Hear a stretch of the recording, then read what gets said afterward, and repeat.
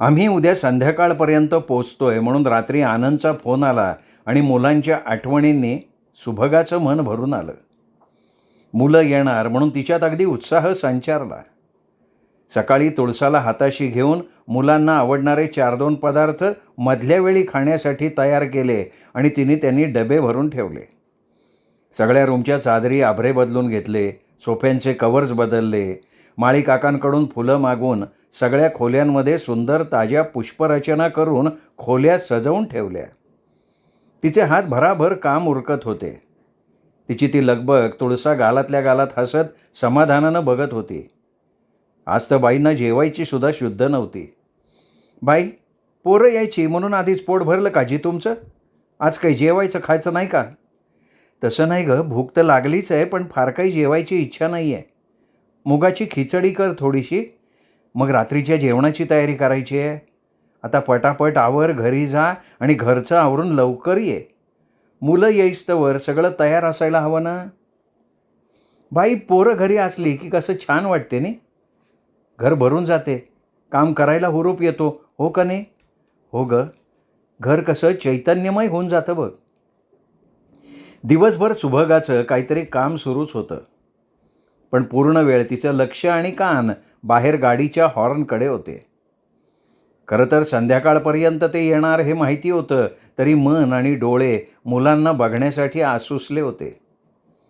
शेवटी गाडीचा हॉर्न आणि पाठोपाठ गाडी थांबल्याचा आवाज येताच हातातलं काम सोडून सुभगा बाहेर धावली. गाडीतून उतरताच मुलं धावतच तिच्याजवळ आली. तिने दोघांनाही कवटाळलं.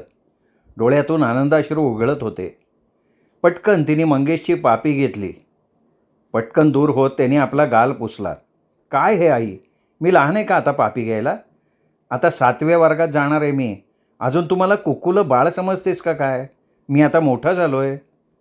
हो का? बरं हां, पण माझ्यासाठी लहानच आहात तुम्ही दोघं, हो की नाही मल्लिका? तुझा अभ्यास कसा चाललाय बाळा? छानच असणार म्हणा, हुशारच आहे माझी ताई. मल्लिकाच्या चेहऱ्यावर हात फिरवत दोघांना घेऊन सुभगा घरात आली. वा सुभगा, मुलं भेटताच आमची काही गरजच उरलेली नाही बाईसाहेबांना. लक्षच नाही आहे तुझं माझ्याकडे. अहो, असं काय बोलताय? लक्ष कसं नसेल? मुलं फार दिवसांनी भेटतायत म्हणून. हां, बरोबर आहे, नवरा काय नेहमीचाच आहे, त्याची काय फिकीर करणार? नाही हो, तसं नाही. त्याची नजर तिच्यावर खिळली होती. ती नजर तिला आतपर्यंत बोचत गेली. त्याची नजर टाळून चहाचं बघायला ती स्वयंपाकघराकडे वळली, पण आनंदने तिला अडवलं. अहो काय हे? कुठे चाललाय तुम्ही? अहो, तुम्ही प्रवासातून आलात, भूक लागली असेल, जरा खाण्याचं बघते. मुलं फ्रेश होऊन येतील इतक्यात. तुम्हीही फ्रेश होऊन या आधी. अगं, नवरा इतक्या दिवसांनी येतोय, त्याचा काही आनंद झालेला दिसत नाही आहे तुला? हात धरून आनंदने तिला थांबवलं. तिचं सगळं अंग आक्रसलं. अगं, असं काय करतेस? काय अगदी पहिल्यांदा स्पर्श करतोय काय मी तुला? अंग चोरून पळायचा विचार आहे का तुझा? कुठे पळणार, स्वयंपाकघरातच ना. तुळसा आहे की तिथे? चल, मला बोलायचं तुझ्याशी, चल. त्याला तिच्या या वागण्याचं नवलच वाटलं होतं. सुभगा, अगं अशी नवख्यासारखी का वागतेस आज? बरं नाही आहे का तुला? मी ठीक आहे, मला काय झालंय? माझी बॅग आवरून घे, तोवर मी फ्रेश होऊन येतोय. तिच्यावर विचित्र नजर टाकत तो टॉवेल उचलून बाथरूममध्ये शिरला. खूप थकवा आल्यासारखी ती सोफ्यात अंग सैल सोडून बसली. मान मागे टेकून डोळे मिटून घेतले. मनात नुसता कल्लोळ माजला होता. हे काय चाललंय आपलं? पुढचा सारा जन्म आपल्याला आनंद बरोबर काढायचा आहे. स्वीकार केलाय ना आपण सगळ्या गोष्टींचा. तेव्हा आता आनंदची मर्जी राखायला हवी. त्याची अपेक्षा काही वावगी नाही किंवा जगावेगळीही नाही. त्याचा तो हक्क आहे आणि तो हक्क आपल्याला नाकारता येणार नाही. आपणच चुकतोय. धनंजय, हे एक स्वप्न होतं. स्वप्न जगतातही येत नाही ना. जगण्याचा आधार होऊ शकतं, पण वास्तवाचं भान ठेवावंच लागतं. स्वतःला सावरायला हवं. घडून गेलं त्याचं सावटही पडायला नको, नाहीतर सगळं जगणं कठीण होऊन बसेल. कोणी स्वार्थी म्हटलं तरी चालेल, पण त्यातच सगळ्यांचं हित आहे. मनात चाललेला कल्लोळ आता थांबवायला हवा. आनंदपर्यंत तो पोचायला नको आहे.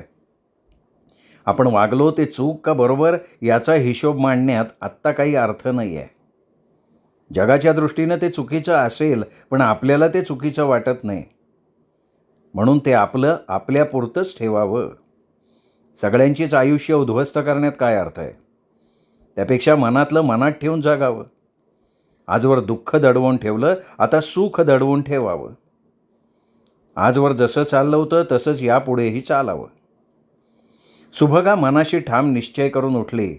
आनंदची सुटकेस बॅग समोर ओढली. बॅगमधले धुवायचे कपडे काढून घेऊन ती पलंगाखाली सरकवून टाकली. सुटकेस उघडून आत्ता बदलायचे कपडे बेडवर काढून ठेवले. इस्त्रीचे कपडे काढून कपाटात नीट लावून ठेवले. बाकी सामान काढून ड्रेसिंग टेबलवर लावलं. रिकामी सुटकेस बेडखाली सरकवली. सगळं आवरून ती खिडकीशी बागेतली फुलं बघत उभी राहिली. खरं तर मनात घोंगावणाऱ्या विचारांना आवर घालण्याचा तिचा प्रयत्न सुरू होता. बाथरूमचं दार हळूच बंद करून आनंद बाहेर आला. तिला असं निश्चल उभं बघून त्याला राहावलंच नाही. टॉवेल सोफ्यावर फेकून त्यांनी पाठमोऱ्यात तिला दोन्ही हातांनी कवेत घेतलं. आपल्याकडे वळवत त्यांनी तिला घट्ट मिठी मारली. आता सुभगा थोडी सावरली होती. ईशा, अहो काय हे, बघेल ना कुणी? मुलं येतील आत्ता खाली. चला, चहा झाला असेल. बाहेर चला आता. जायचंच आहे गं, पण इतक्या दिवसांनी मी येतोय तर उपवासाचं पारणं तर फेडू दे की. अहो त्यासाठी रात्र आहे ना. आता मुलं मोठी झाली आहेत, तेव्हा थोडं जपून. धाड धाड पायऱ्या उतरून मुलं खाली आली तशी चटकन तो बाजूला झाला आणि सुटका झाल्याचा निश्वास टाकत सुभगा घाईनं स्वयंपाकघरात गेली. सारखं ती आपल्या मनाला बजावत होती, आता असं करून चालणार नाही. पण कुठल्याही गोष्टीला काळाशिवाय दुसरं औषध नसतं. गेल्या 8 दिवसात थोडं सावरलंय स्वतःला. पुढेही हळूहळू सावरता येईल सगळं ताळ्यावर. तुळसानी सगळा चहाचा सरंजाम, खाण्याच्या प्लेट्स, पाणी सगळं नीट टेबलवर लावून ठेवलं होतं.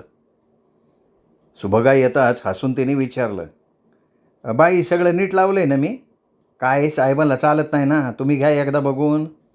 आता मी मागच्या माळ्यात भाजी आणायला जाते. चांगली ताजी वांगी आणू का काढून?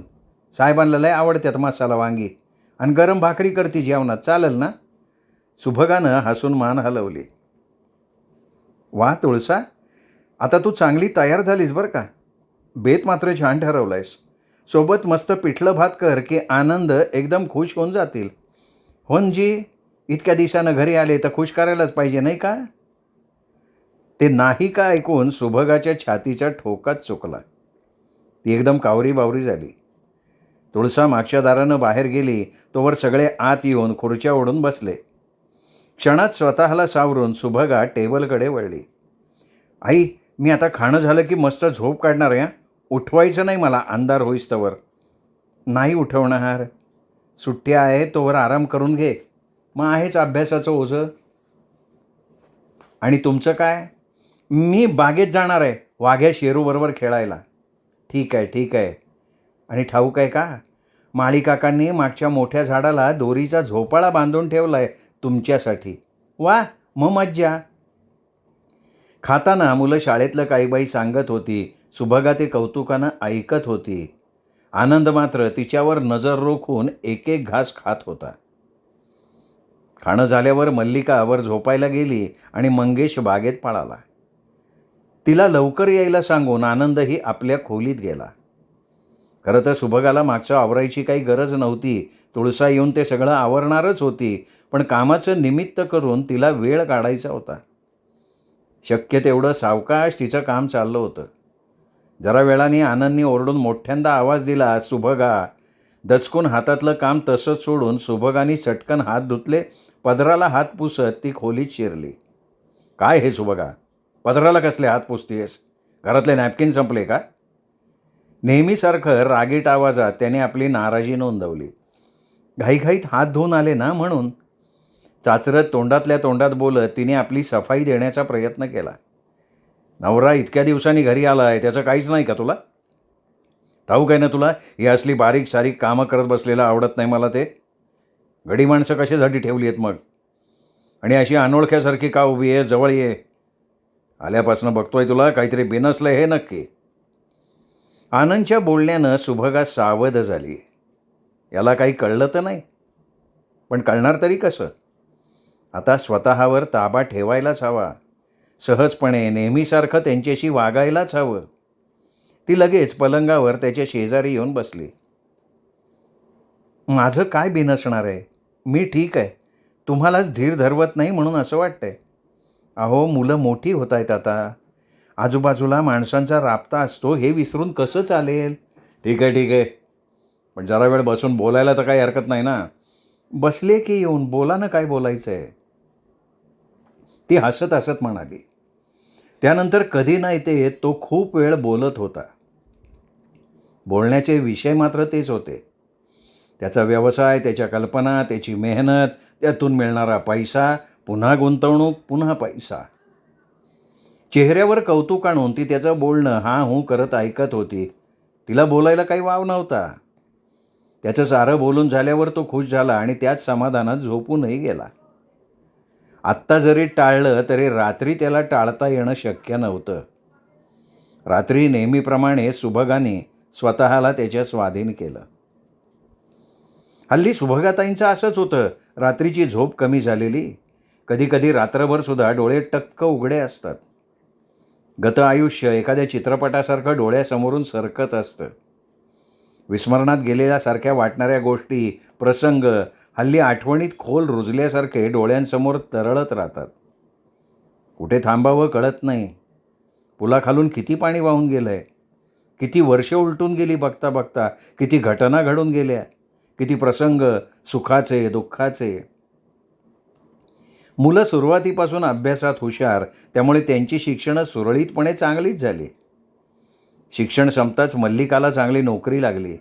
ती आपल्या पायावर उभी राहिली, स्वतंत्र झाली. तिने आपला जोडीदार स्वतःच निवडला. नाही म्हणण्यासारखं काही नव्हतं त्यात.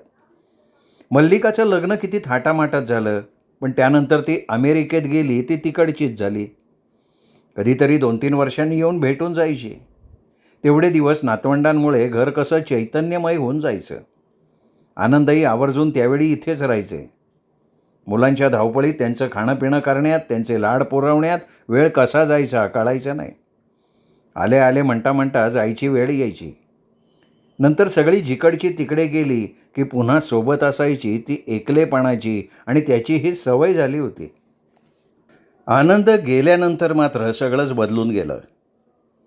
खरं तर ते आसपास क्वचितच असायचे, पण त्यांचं असणं मनाला आश्वस्त करणारं असायचं.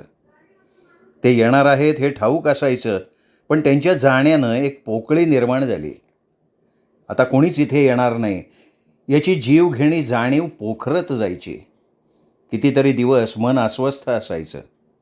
ते येतील अशी वेडी आशा मनात असायची. तो दिवस आठवला की आजही सुभगा कासावीस होते. अंगावर त्या आठवणींनी सरसरून काटा येतो.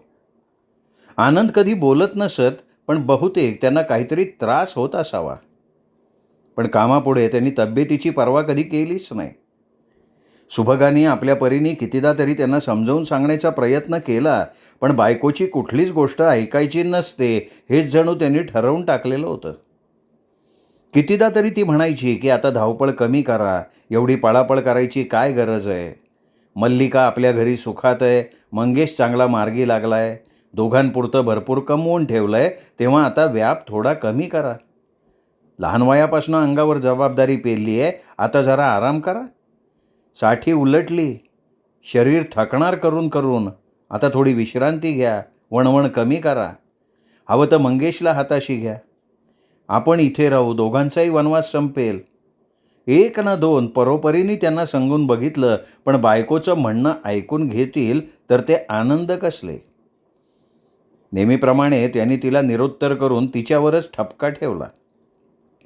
काही शरीर वगैरे थकलेलं नाही माझं, एवढं काही वय झालेलं नाही माझं अजून. आणि इतकी वर्ष मेहनत करून व्यवसाय वाढवला आहे, तो सुखासुखी कोणाच्या सुपूर्द करू म्हणतेस काय?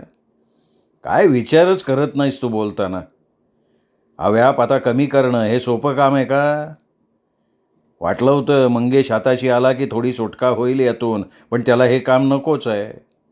त्याने आपलं वेगळंच क्षेत्र निवडलं आहे. त्याचं ठीक आहे, पण मला तर माझं काम सोडून चालणार नाही ना. हे बघ सुभगा, थांबणं, आराम करणं मला ठाऊक नाही आहे. आता पळणं हेच माझं नशीब आहे. पळता पळता कदाचित संपणं यातच माझ्या जीवनाची सार्थकता मला वाटते आहे. आयुष्यभर मी माझ्या कामात कशाचीच आणि कोणाचीच अडचण येऊ दिली नाही कधी. मला वाटलं तसा वागलो, तसा मी जगलो. यापुढेही मला हवं तेच आणि तसंच करणार. उगाच माझ्या पायात खोडा घालायचा प्रयत्न करू नकोस. तुला काही कमी नाही आहे ना? मग माझी चिंता करू नको, माझं मी बघेन. आणि मी? माझा विचार केलात का कधी तुम्ही? सगळं आयुष्य असं एकटीनं काढलंय मी. आयुष्याची संध्याकाळ व्हायला आली. मुलं तर जवळ राहणार नाहीतच, अशा वेळी तर गरज असते एकमेकांची. आता तरी आपण सोबत राहू, एकमेकांना सोबत करू, 4 दिवस सोबतीनं सुखात राहू. 5वीला पुजल्यासारखा हा एकांतवास मी भोगतीये. तुम्ही कधीच पर्वा केली नाही माझी. सुभगा, तू चुकतीयेस. हा एकांतवास तू आपल्या निवडीनं निवडलायस. गावात राहिली असतीस तर आज कितीतरी लोक तुझ्या अवतीभोवती राहिले असते. तुला हवं ते काम तू करू शकली असतीस. इथे राहायचा हट्ट तुझाच होता. मान्य आहे ना, मला मान्य आहे.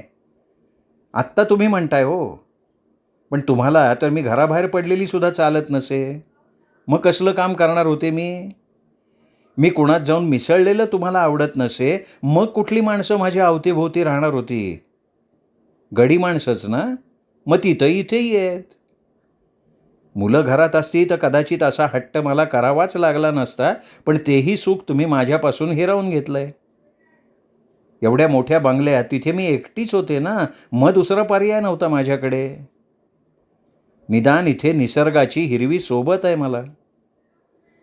मुलांशिवाय ते घर कसं भयाण वाटायचं. त्यांना सोडून राहताना मनाला किती वेदना व्हायच्या हे तुम्हाला कधी कळलंच नाही आणि कळणारही नाही. स्त्रीचं मन काय असतं ते जाणून घेण्याचा कधी प्रयत्नच केला नाही तुम्ही. स्वतःही वणवण भटकत असता, ना स्वतःची काळजी ना माझी. थोडा वेळ अचंबित होऊन आनंद तिच्याकडे बघतच राहिला. आजवर एवढं असं ती कधी बोललीच नव्हती. स्वतः सुभगाला आज आपण इतकं कसं बोललो याचं नवलच वाटत होतं. आनंदशी आजवर इतकं असं बोलायची कधी हिंमत झाली नव्हती तिची.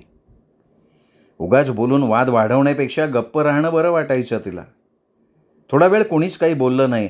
त्या शांततेचा भंग आनंदनीच केला. काळजी काळजी म्हणजे काय गं? कुणालाच काही कमी पडू दिलं नाही मी आजवर. मुलांना दूर ठेवलं अशी तक्रार करतीयस, पण त्यामुळे तर दोघंही चांगले शिकले, शिस्तीत राहिले.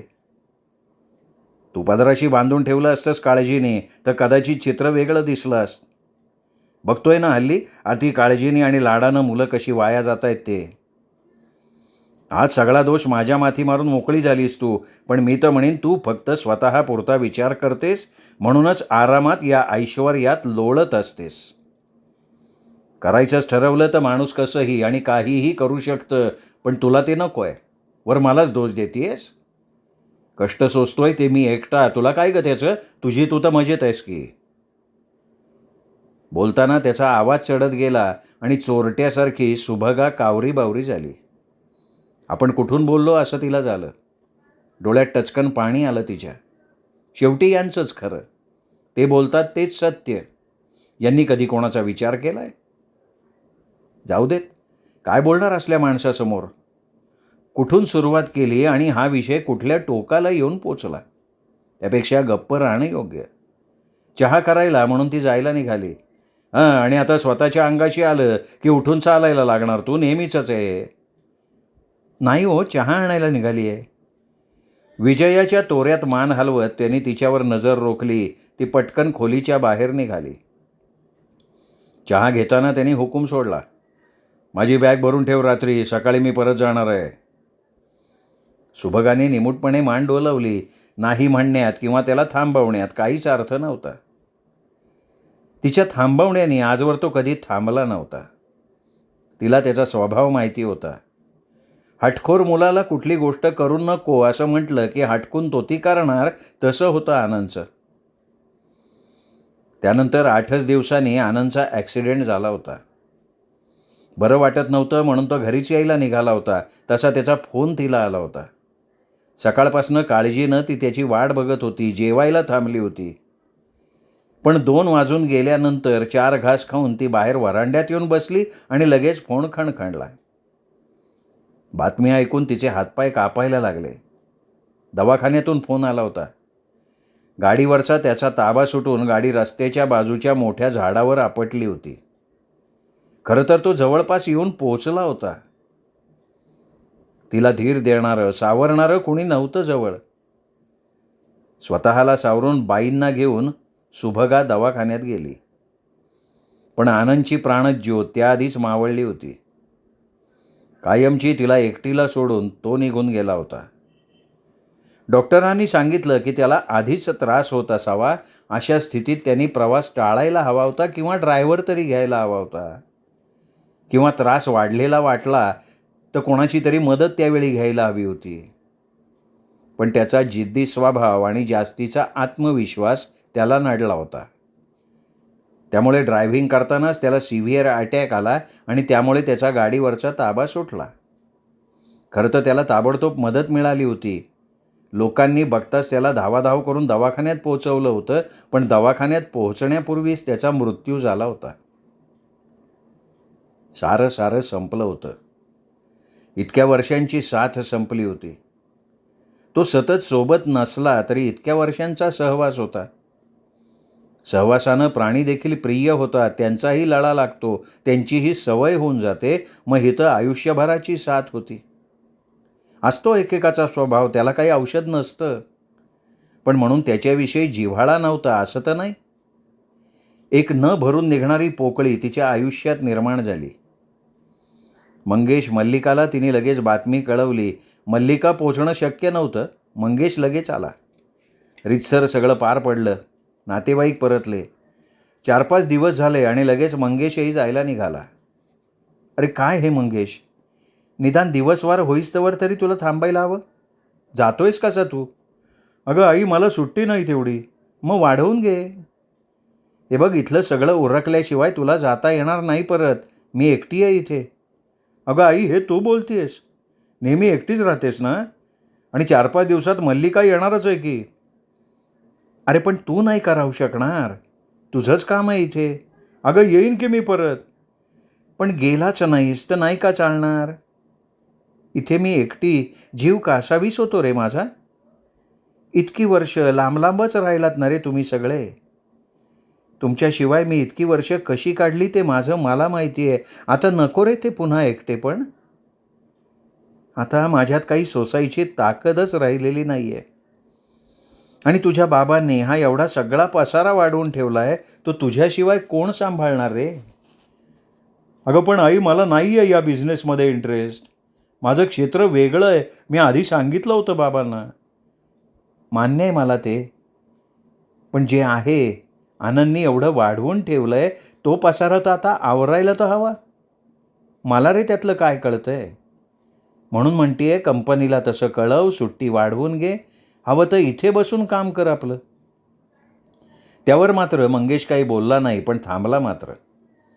4-2 दिवसात मल्लिकाही आली. आनंदचे दिवसवार झाल्यावर दोघांनी मिळून भराभरा निर्णय घेतले. सुट्टी वाढवून घेतली, कारण 4-8 दिवसात आवरण्यासारखा आनंदच्या व्यवसायाचा व्याप नव्हता. यावेळी मात्र दोन्ही मुलं महिनाभर राहिली. मुलांना मल्लिकानं आणलंच नव्हतं. ती एकटीच आली होती. दुःख करत बसायलाही दोघांना वेळ मिळाला नव्हता. सारखी त्यांची धावपळ ये जा चालूच होती. कोणत्या का कारणानं होईना मुलं आईजवळ थांबली. दुःखातही सुभगाचं आईचं काळीज तेवढ्यानंच शांतवलं. पण तरीही एक विचार तिचं मन पोखरत होता. यानंतर ही मुलं कधी इकडे येतील का? आईपेक्षा बाबांचा लळा त्यांना जास्त. आज त्यांच्यासाठी ती दोघं आली होती. कदाचित आत्तासारखी मी गेल्यावरच ही दोघं इथे येतील. पण मग त्यावेळी तर मी नसणार. मुलं आल्याचा आनंद, त्यांचा सहवास, याला त्यावेळी काही अर्थच उरणार नाही. आईविषयी माया प्रेम नसेल का वाटत मुलांना? नेहमी दूरच राहिली, पाहुण्यांसारखी वागायची त्यांना कळायला लागल्यापासून. आईबरोबर त्यांनी कायम अंतरच राखलं. त्यावेळी जीव तुटायचा, खूप वाईट वाटायचं. आपलीच मुलं मग अशी का परक्यासारखी वागतात? आपली ही आई आपल्याला कधी भेटू शकत नाही, पण आईबद्दलची ओढ, जिव्हाळा आजही तेवढाच आहे. पण ही मुलं अशी का वागतात माझ्याशी? खरं तर त्यांचा दोष नाही आहे त्याच्यात. मुलांना आई नेहमी हट्टी, दुराग्रही, स्वार्थी अशीच वाटली, कारण त्यांच्यासमोर आईचं तसंच चित्रण केलं गेलं होतं. त्यांना नेहमी हेच भासवलं गेलं, की आई तुम्हाला भेटायला कधी येत नाही. आई मुलांचं कौतुक कधी करत नाही. मुलांपर्यंत खरं काय ते कधी पोचलंच नाही, म्हणून मुलांवर दोषारोप करण्यात काही अर्थच नाही. मुलांचा सहवास जेवढा मिळायचा, तेवढ्यात आईचा लळा लागावा म्हणून सुभगानं सर्वतोपरी प्रयत्न केले, पण मध्येच आनंद येऊन काहीतरी बोचरं बोलायचे, तिची हेटाळणी करायचे, की तिच्या सगळ्या प्रयत्नांवर पाणी पाडायचं. ती मग त्यातून आपलं अंग काढून घ्यायची. पण तिची तीच चूक झाली होती. वाढत्या वयातल्या मुलांचा गैरसमज तिने दूर करायला हवा होता. आई होऊनही आई पण भोगणं नशिबातच नव्हतं तिच्या. कपाळावर एकटेपणाच घेऊन जन्मली असेन, म्हणून तर ते कायमचं चिकटून बसलं, असाच विचार नेहमी तिच्या मनात येत होता. या एकटेपणातून एकदाच सुटका झाली होती फक्त धनंजय भेटले तेव्हा. तेवढं एकच समाधान तिच्याजवळ होतं. दिवसवार आटोपताच मुलांनी बाबांचा पसारा आवरायला सुरुवात केली. त्यामुळे आईजवळ बसायला त्यांना फारसा वेळही मिळत नसे. पण तरी जेवढा वेळ मिळेल तेवढा ते आईबरोबर घालवत तिचं दुःख हलकं करण्याचा प्रयत्न करत. सुभगाला तेवढंसही पुरेसं होतं. एवढा मोठा व्यवसाय आवरायचा म्हणजे कमी का व्याप? मुलं जे त्यांना पटेल ते करत होती. चर्चेत आईलाही सहभागी करून घेत होती. तिचाही सल्ला विचारत होती. पण आजवर आनंदने तिला कधी कुठल्या गोष्टीत सहभागी करूनच घेतलं नव्हतं. तुला काय कळतंय म्हणून कधी काही तिला सांगितलंच नव्हतं, त्यामुळे तिला त्यातलं काय कळणार होतं? पण तरीही मुलं आपल्याला आत्ता विचारतायत यातच सुभगाला समाधान वाटत होतं. मुलं करतील ती व्यवस्था तिला मान्य होती. सगळं करताना मुलांनी आईचा पूर्ण विचार केला होता. जी व्यवस्था केली होती ती तिला नीट समजावून सांगितली होती. मुलांनी आपलं काम त्या महिनाभरात संपवलं. एक एक दिवस कमी होत होता तसा सुभगाचा जीव कासावीस होत होता. ही भुरकन उडून जाणारी पाखरं पुन्हा परतून येतील का, हा एकच विचार तिला सारखा सतावत होता. मल्लिका आधी गेली, त्यानंतर मंगेश जाणार होता. त्याला निरोप देताना सुभगा उन्मळूनच पडली. मंगेशा, येत जा रे 1-2 महिन्यातून तरी.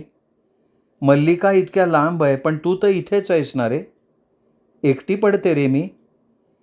आजवर बाबा होते, ते इथे राहत नसले तरी त्यांचं असणं माझ्यासाठी पुरेसं होतं. 1-15 दिवसांनी का होईना ते येणार हे ठाऊक असायचं. आता मला आधारच नाही रे कोणाचा. बोलता बोलता सुभगाचा आवाज भरून आला. डोळ्यातून आसवतं गळतच होती. मंगेशला हॉस्टेलमध्ये सोडायला पहिल्यांदा आनंद घेऊन गेले होते, तेव्हाही ती अशीच व्याकुळ झाली होती. मंगेशला त्यावेळचं तिचं ते रूप आठवलं. त्यानंतर इतक्या वर्षांनी आईचं असं घायाळ, व्याकुळ रूप तो बघत होता. त्याचेही डोळे डबडबले, आवाज भरून आला. आई, अगं नको ना अशी रडूस. माझा पाय निघणार नाही गं त्यामुळे. तू तर एवढी कणखर आहेस. उन्मळून जाऊ नकोस. आई, तू येतेस का माझ्याबरोबर? इथे सरला मावशी आहेत सगळं सांभाळायला. चल की तू, मग मलाही तुझी काळजी राहणार नाही. नको रे बाबा. तू बोललास हेच माझ्यासाठी खूप आहे. आता मी कुठेही जाणार नाही. या जागेशी माझ्या खूप आठवणी निगडीत आहेत. या घरातून मी आता एकदाच निघणार, शेवटची. आई, अगं नको असं बोलूस. आणि आई, आता मी इंडियात राहणार नाही आहे. माझी सगळी तयारी झाली आहे. बाबांना ठाऊक होतं सगळं. त्यांनीच मदत केली मला त्याच्यासाठी. मला वाटलं बाबांनी तुला सांगितलं असेल म्हणून मी नाही बोललो. इतकं परकं करून टाकलत का रे तुम्ही मला? एवढी मोठी गोष्ट तुम्हाला मला सांगावीशी वाटलीच नाही. त्यांचं एक जाऊ दे, त्यांनी आजवर कधी काय मला सांगितलं होतं? त्यांच्याकडून अपेक्षा नव्हतीच मला, पण तुला नाही आईला सांगावंसं वाटलं काही? एकदा सुद्धा आईला काय वाटेल असं मनात नाही आलं तुझ्या? आई, मला खरंच नव्हतं ठाऊक की तुला बाबांनी काही सांगितलं नाही. पण आता सांगतोय ना मी. तिकडे सगळं स्थिरस्थावर झालं की मी तुला तिकडे घेऊन जाणार आहे. आता काहीही मनात आणू नकोस. तुला यावंच लागेल. आता एकटी राहू नको. काय ठेवलं इथे आता? तिकडे तुझी दोन्ही मुलं तुझ्याजवळ असतील. नाही रे बाळा. आता माझं सगळं जग, जगातलं सगळं सुख या जागेतच सामावलंय. तुम्हाला नाही कळणार ते. आकाशात भरारी मारणारी पाखरं तुम्ही. माझ्या दुर्बळ पंखात नाही रे एवढं बळ. आपला देश, इथली माती, इथली माणसं, इथलं वारं, इथलं ऊन, इथला पाऊस, हे सगळं माझं आहे. नाही सोडू शकणार मी हे सगळं. इथल्या मातीशी एकरूप होणं हेच माझ्यासाठी मोठं भाग्य आहे. इथे आजवर जगले, इथेच संपणार. माझी काळजी करू नका. फक्त आठवण ठेवा, अधनंमधनं फोन करत जा, कधीतरी भेटून जात जा, बास. मला आणखीन काही नकोय. माझ्यात गुंतू नका. जा तू. मला सवय आहे एकटीनं जगायची. निश्चिंतपणे जा. फक्त आई तुमच्या वाटेकडे डोळे लावून बसलेली असते याची आठवण तेवढी ठेवा. तेवढं माझ्यासाठी पुरेसं आहे. मुलं आपापल्या वाटेनं निघून गेली. आनंद गेला. आता तिला कोणाची वाट बघण्यात दिवस घालवायचे नव्हते. कोणाच्याच वाटेकडे डोळे लावून बसायचं नव्हतं. आता फक्त तिची ती होती, एकटी. अगदी एकटी. आजही त्या आठवणींनी सुभगाताईंचे डोळे भरून आले. घशाशी हुंदका दाटून आला. किती वर्ष उलटून गेली तरी आजही सगळ्या घटना कशा कालच घडून गेल्यासारख्या वाटतायत. आजही जीव तेवढाच व्याकुळ होतो. मन अस्वस्थ होतं. अस्वस्थता वाढली की वरच्या गेस्टरूममध्ये जायचं, शांतपणे पडून राहायचं. तिथंच त्यांचा विरंगुळा होता. त्या आठवणी जणू त्यांचं आयुष्यभराचं संचित होत्या. जपून ठेवलेल्या बकुळीच्या फुलासारख्या. पुस्तक उघडताच त्याचा परिमल दरवळावा तशा होत्या त्या आठवणी, मन हलकं करणाऱ्या. धनंजयच्या आठवणींनी तिची आयुष्यभर किती साथ दिली होती. तिला धीर दिला होता. तिला जगण्याची नवी उमेद दिली होती. श्रोते हो, हा होता आजचा भाग सौ रेखा खराबे लिखित वादळ या कादंबरीचा. पुढचा भाग उद्या ऐकूयात दीपक रेगे कथाकथन चॅनलवर. तोपर्यंत नमस्कार.